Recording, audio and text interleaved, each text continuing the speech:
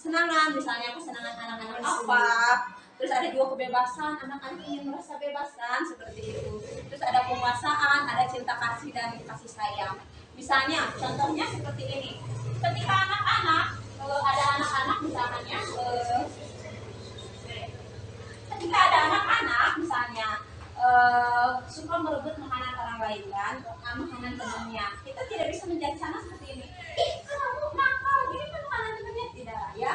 Nanti caranya kita panggil tadi si anak itu sedang kebutuhan dasarnya bertahan hidup kan, nah masuk ke sana. Oh ya, kita akan berdoa mungkin anak-anak tidak sarapan di rumah seperti itu. Jadi nanti dipanggil anaknya, kemudian kita tanya, tidak sekarang tidak ada lagi marah ya, karena anak aja manusia juga. Nanti ditanya, kenapa tadi mengambil makanan anak-anak? Nah setelah itu nanti kita akan cari solusinya dengan segitiga restitusi yang akan kita bahas ya. Nah ini adalah hubungannya yang terakhir di sini. Sebelum ke segitiga restitusi kita akan pahami dulu 5 posisi kontrol untuk sampai ke segitiga restitusi yang tadi ya. Nah di sini ada 5 posisi kontrol yang harus dimiliki oleh guru. Di sini 5 posisi kontrol itu ada sebagai penghukum. Yang ini penghukum. Ada pembuat merasa bersalah, ya. Terus di sini ada teman, sebagai teman, ada pemantau dan ada manajer. Di sini manajer bukan kedudukan sebagai kepala sekolah ya, tapi posisi kontrol guru terhadap murid-muridnya di sini.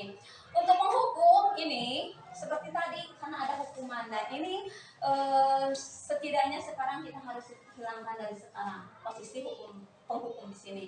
Juga posisi pembuat rasa bersalah juga kita hilangkan sedikit-sedikit ya. Di sini nih ada misalnya anak-anaknya misalnya menghardik, menunjuk, merujuk, menyakiti, menyindir. Nah atau kata-katanya, kalau kamu tidak melakukannya saya akan beri kamu hukuman. Nah seperti itu adalah menghukum. Jadi kita tinggalkan kata-kata yang seperti itu.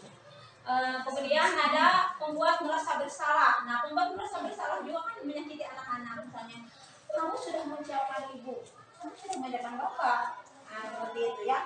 Jadi kata-kata itu sekarang dihindari. Ya, nah itu.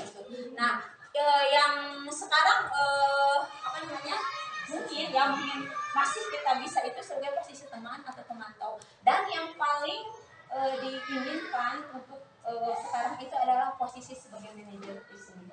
Ya, kalau untuk teman yang masih bisa dimaafkan karena kita kan sebagai teman nafas gitu ya. Kalau misalkan sini coba ke ibu itu kan posisi teman. Juga pemantau juga ya masih dimaafkan karena kadang-kadang kita harus ada di posisi kalau tindakan yang melebihi kita bisa menjadi posisi teman atau bisa menjadi pemantau. Tapi sekarang ini yang paling disarankan adalah posisi manajer.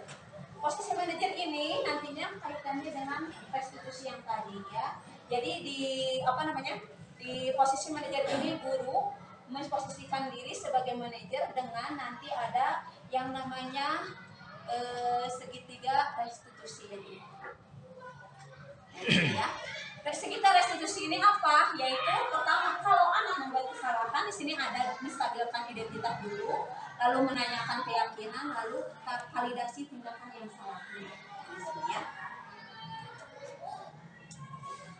Nah, jadi dari semua tadi yang diterangkan dari awal semuanya akan membentuk budaya positif dan kalau ada kesalahan kita sebisa mungkin akan menggunakan ini. Jadi tidak lagi menghardik, tapi menggunakan segitiga ini. Ini tidak harus berurutan ya, tidak harus menstabilkan identitas dulu, tidak harus memvalidasi tindakan yang salah dulu, atau tidak harus menanyakan. Ini boleh yang mana saja dulu yang bisa kita lakukan. Misalnya ada anak yang misalnya berkelahi dengan temannya, ini sebagai contoh ya. Nah kita akan menyelesaikan masalah anak yang misal dua-duanya dipanggil. Nah, pertama misalnya kita akan menstabilkan identitas dulu, boleh. Nah, di sini ada pertanyaan-pertanyaan untuk menstabilkan identitas ini. Misalnya gini, nah, ibu tahu setiap orang pernah melakukan kesalahan. Nah, itu adalah menstabilkan identitas. Jadi si anak ketika marah kita stabilkan sendiri berusaha seperti itu ya. Terus bisa juga kita meneruskan dengan kamu bukan satu-satunya yang pernah melakukan ini. Jadi anak dibawa dulu untuk stabil karena marah kan anak kalau lagi berkelahi marah kan stabilan dulu emosinya. Kita redam dulu dengan kata-kata yang bisa menyejukkan anak. Lalu kita misalkan mau berangkat ke validasi tindakan yang salah. Di sini kita akan validasi tindakan yang salah, tapi tidak kita menjadi kamu tadi salah berkelahi tidak seperti itu. Kita tanya anak-anaknya. Nah, kamu tentu punya alasan mengapa melakukan itu. Kita tanya anak-anaknya kenapa melakukan itu. Nanti kan anak-anak akan menjawab. Hadir berhubungan dengan kebutuhan dasar tadi. Apakah kebutuhan dasarnya kebutuhan kesenangan? Kalau misalkan jadi orang itu kesenangan kita arahkan. Kalau kesenangan itu bukan dari menjadi orang lain, kesenangan itu kita buat dengan hal-hal yang positif yang lima kebutuhan dasar tadi ya. Nah setelah ini, yang validasi tindakan ini ada beberapa kata atau pertanyaan yang bisa kita lontarkan. Misalkan, adakah cara yang lebih efektif untuk mendapatkan apa yang kamu butuhkan? Seperti tadi kan berkelahi, misalkan berkelahi masuknya ke kebutuhan dasar apa ya? Misalnya kebutuhan dasar apa ya?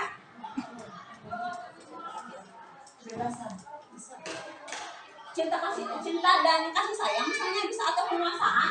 Nah dia ingin menguasai kelas misalnya. Nah seperti itu ya. Nah ketika anak ingin menguasai kelas dan berkelahi karena tidak mau dikalahkan, kita tanya, coba apakah ada cara lebih untuk mendapatkan yang dibutuhkan supaya memiliki kealahan misalnya dari kontrol anak-anak misalnya menjadi ketua kelas atau menjadi hal-hal yang dia merasa bahwa dia dibutuhkan. Jadi dia mempunyai penguasaan tapi dengan cara yang positif seperti itu. Terus setelah kita tahu alasannya, nanti baru kita menanyakan keyakinannya. Kita tadi kan kita sudah membuat keyakinan kelas. Kita tanya lagi, ingat tidak keyakinan kelas apa kalau berkelahi itu? Misalkan kita harus mencari orang lain. Nah, kamu yakin tidak? Yakin. Nah, kalau yakin apa yang harus dilakukan? Seperti itu. Nah, nanti setelah keyakinan sudah disepakati, kita kembali lagi. Nah, nanti kita tanyakan, sekarang kamu coba ingin jadi seperti apa? Jadi itu seperti itu. Jadi nanti setelah ini kita akan kembali ke disiplin positif. Jadi anak-anak menemukan disiplin itu dari kata-kata dia sendiri, bukan pabrikan dari guru. Nah ini sekarang yang dikembangkan di di pembelajaran itu, supaya pembelajaran itu lebih memihak lagi kepada siswa. Jadi juga iya ya, pembelajaran di kurikulum 13 itu memihak siswa. Sekarang kita mengatakan lagi memihak kepada siswa. Ini diantara dengan merubah hukuman konsep Nah ini adalah sekitar materi tentang budaya positif ya. Mungkin kalau mau ditanyakan boleh atau juga boleh. Nanti kita bisa menanyakan pembelajaran yang kita kembangkan tidak hanya oleh guru penggerak, tidak hanya oleh sekolah penggerak, tapi ini untuk semuanya. Dan mungkin sekarang itu baru dikembangkan kepada guru penggerak, karena nanti guru penggerak yang akan mengembangkan sekolahnya sendiri. Nah, ini adalah materi yang bisa diberikan budaya positif ini. Terima kasih atas perhatiannya. Mau bertanya silakan atau mau menanggapi.